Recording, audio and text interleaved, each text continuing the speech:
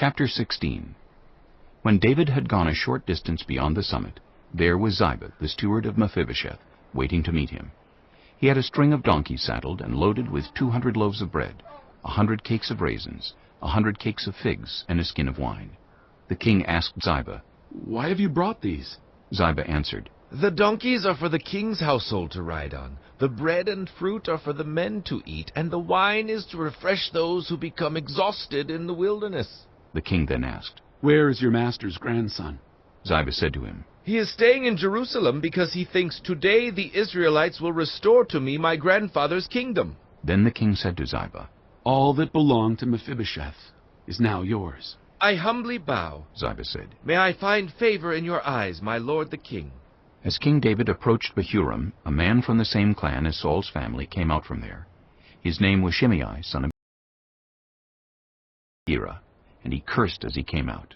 He pelted David and all the king's officials with stones, though all the troops and the special guard were on David's right and left.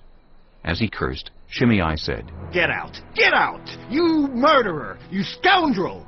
The Lord has repaid you for all the blood you shed in the household of Saul, in whose place you have reigned.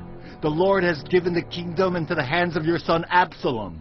You have come to ruin because you are a murderer!" Then Abishai, son of Zeruiah, said to the king, "Why should this dead dog curse my lord the king? Let me go over and cut off his head." But the king said, "What does this have to do with you, you sons of Zeruiah?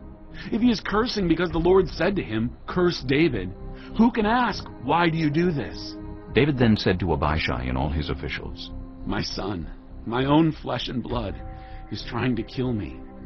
How much more then this Benjamite? Leave him alone. Let him curse, for the Lord has told him to.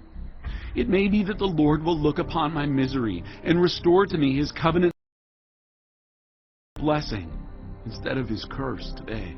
So David and his men continued along the road, while Shimei was going along the hillside opposite him, cursing as he went, and throwing stones at him, and showering him with dirt.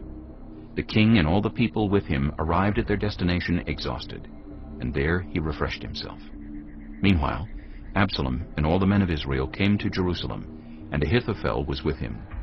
Then Hushai the Archite, David's confidant, went to Absalom and said to him, "Long live the king! Long live the king!" Absalom said to Hushai, "So this is the love you show your friend?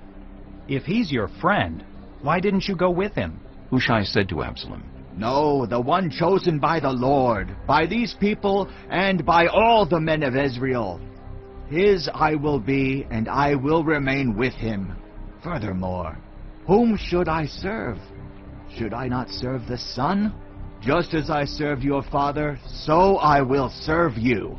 Absalom said to Ahithophel, "Give us your advice. What should we do?" Ahithophel answered, "Sleep with your father's concubines, whom he left to take care of the palace. Then all Israel will hear that you have made yourself obnoxious to your father, and the hands of everyone with you will be more resolute." So they pitched a tent for Absalom on the roof, and he slept with his father's concubines in the sight of all Israel. Now in those days, the advice Ahithophel gave was like that of one who inquires of God.